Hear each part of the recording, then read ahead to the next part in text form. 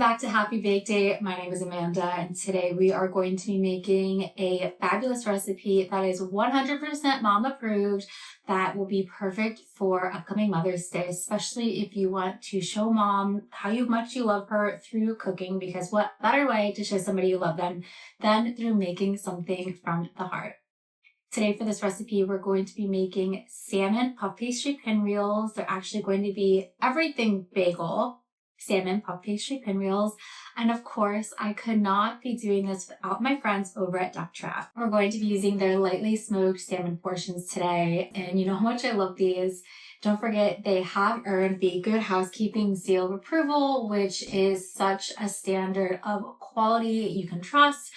These are really beautiful in any of your salmon recipes. They have a lightly smoked flavor. They're not too salty. You can season them how you want. They do have skin, so you can choose to use them skin on or skin off. And they're going to be such a great addition to our recipe today. So our first step is we're going to prepare our salmon. I have here a baking tray that's lined with some parchment paper. I'm going to take the time to remove my salmon from the packaging. Like I mentioned earlier, this salmon does have the skin on it. So what we're going to do is we're going to bake this on the baking tray skin side down. And this will still bake beautifully. Once our salmon is done baking, we can remove the skin. We're not going to use it in the recipe today. I do have 10 ounces here of Ducktrap, the lightly smoked portions. And we're just going to place them right onto the baking tray. Because I'm using parchment paper, there's no need to grease or anything like that. But if you were using aluminum foil, which is perfectly fine, just don't forget to grease your aluminum foil before adding your salmon portions. The salmon does have a really beautiful light smoky flavor, and it is already slightly salted. So I'm not going to add any additional salt in this. But I do have my favorite Everything Bagel seasoning, and I'm just going to sprinkle a little bit here on the top before I put this in the oven.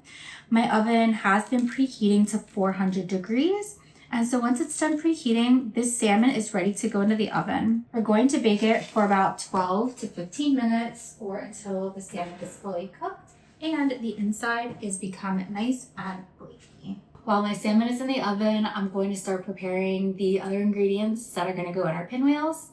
I do have here a beautiful red onion.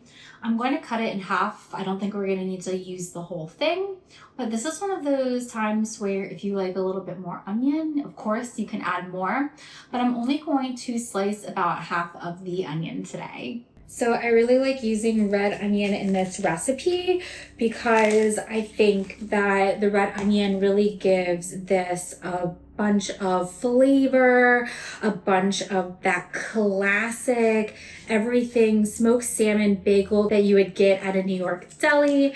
And so I think that really helps just pull this whole thing together. I'm going to slice my onion really, really thin today. I don't know how strong this onion is going to be, so I'd rather err on the side of caution and just slice it very thinly. So you can see here, it's really beautiful, really thin, and this will be great as we wrap them up in our pinwheels. I'm just going to put my pieces here, separate them if I can, and stick them here in a bowl off to the side.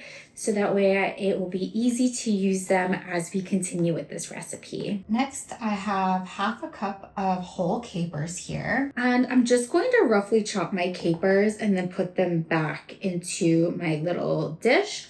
I'm just going to double check to remove any stems. Looks like there are a couple stems on some of these capers. And they don't need to be minced. They don't need to be perfect. I'm just going to roughly chop them up so that way they're just not whole when we add them in. If you leave them whole, it just is a little too much in the pinwheels.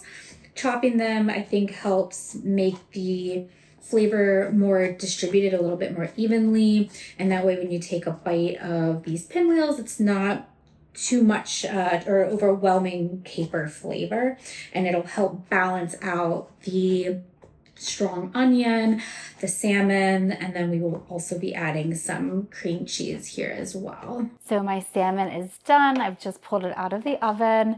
It looks so beautiful. I really like how the seasoning just kind of gives it a really nice aroma. You can see the salmon is fully cooked.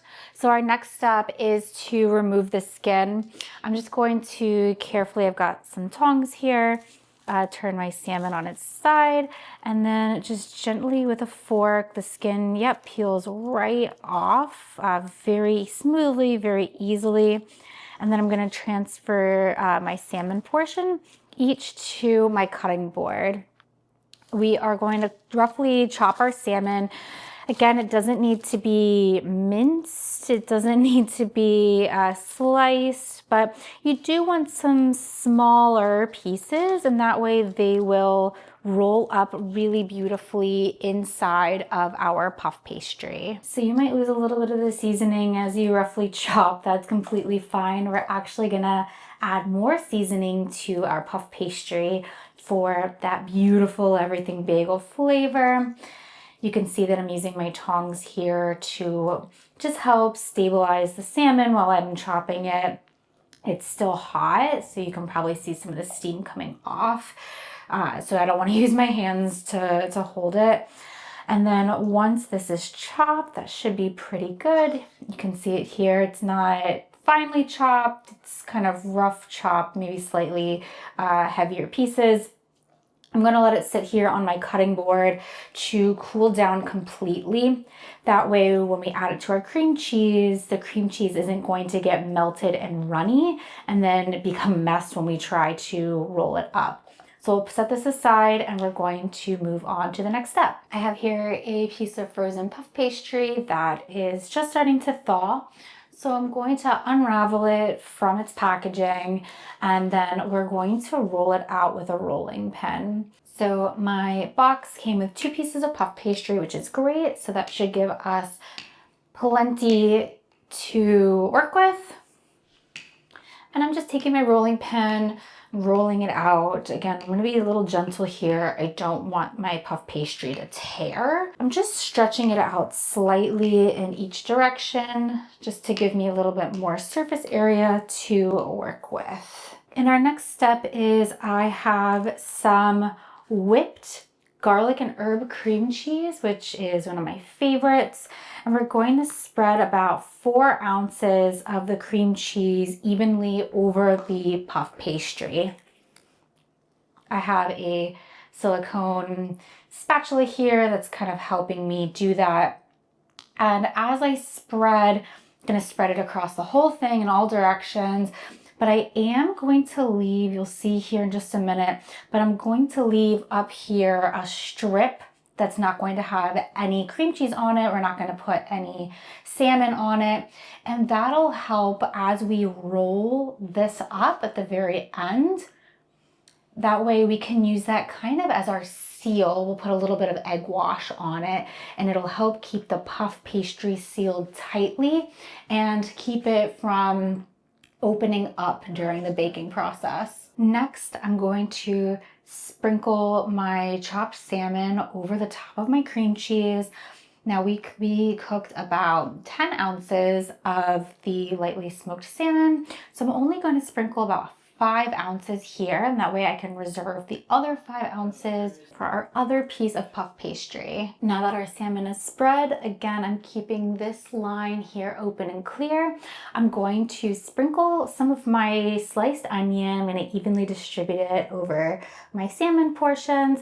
Again, I'm not quite sure how strong the onion is. Sometimes red onion can be a little strong, so I would say don't add too much. Maybe 1/4 cup or less of your onion, maybe even less than that, just a couple of pieces here. And then we're going to add our capers over the onion.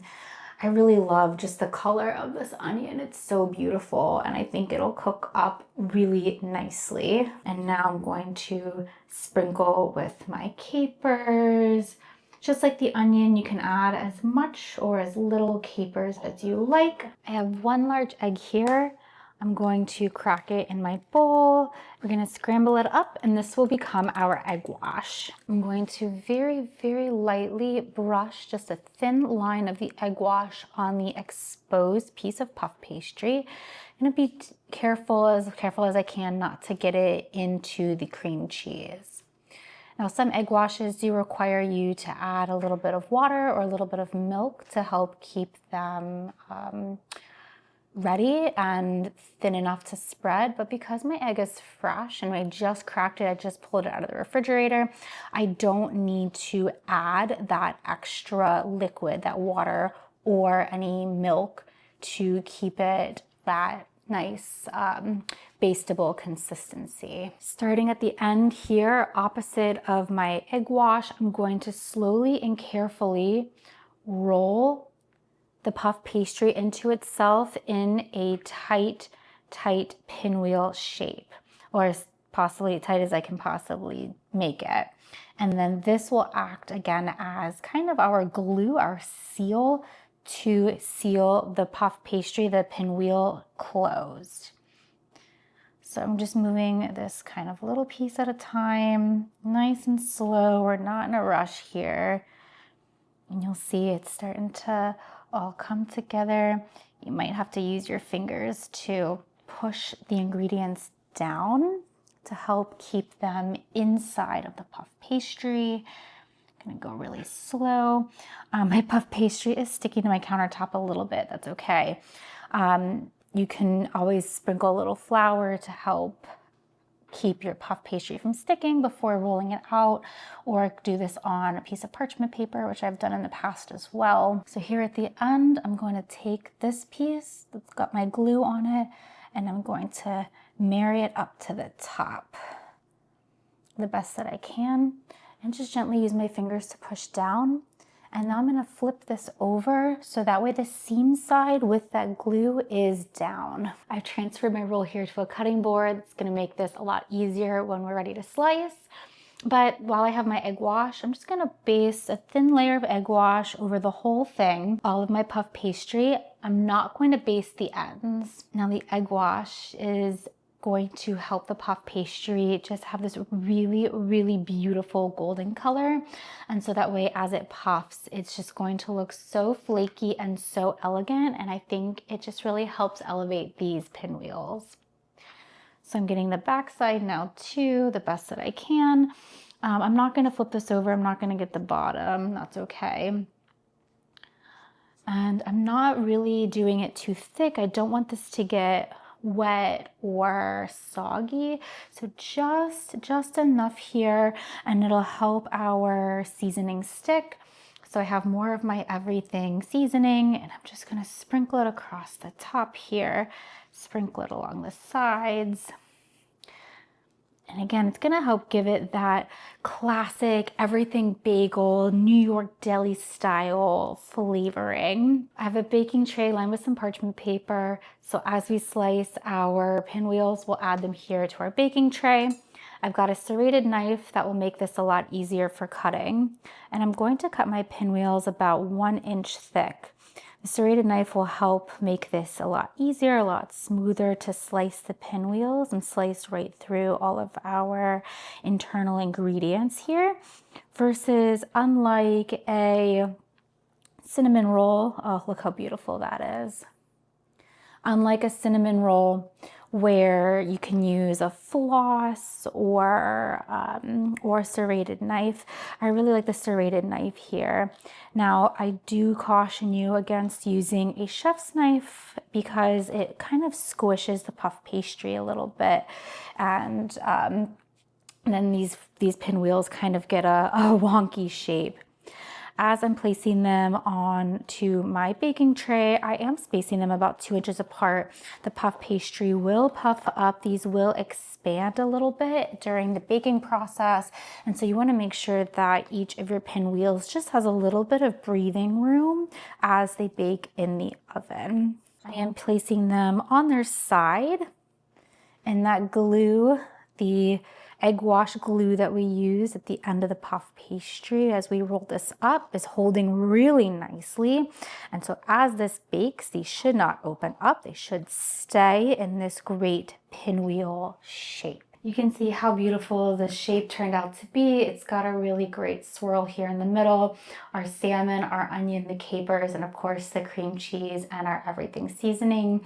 I did space mine apart, and so as these expand and puff up during baking, they will be lovely. Bake your pinwheels for 25 to 29 minutes or until they are deeply golden and puffed up. I absolutely love how these pinwheels turned out. The puff pastry is beautifully puffed and it's crispy. It's got that great flavor from our Everything Bagel seasoning. The salmon really is pulled together nicely with our herbed cream cheese. We've got a hint of spice from our onion and from the capers. The light smokiness from our salmon is lovely and uncomplicated and really just makes these pinwheels feel elegant and elevated, making this dish and our presentation today just complete and wonderful. I'm serving mine in a Mother's Day tea party fashion. So I've got some petit fours I'm serving on the top along with my pinwheels on the bottom. And of course, my favorite cup of tea. And I think this is just such a lovely way to celebrate Mother's Day, to celebrate mom or mother figures in your life, and just bring an element of delicious food and love into what you've made. I also want to thank my friends over at Ducktrap for their lightly smoked salmon portions. They always bake so beautifully and they really are great, not only in recipes like this, but for breakfast and sandwiches and salads, and you can really make them however you want. I do sometimes like doing a pan fry, getting that skin nice and crispy and adding some more crunch and flavor to my meals. Thank you so much for joining me today. Don't forget to like the video, subscribe to the channel, and go ahead to Ducktrap's website to find out where you can get the lightly smoked salmon portions yourself and give these a try. Until next time, I hope you have a very happy Mother's Day and a very happy bake day.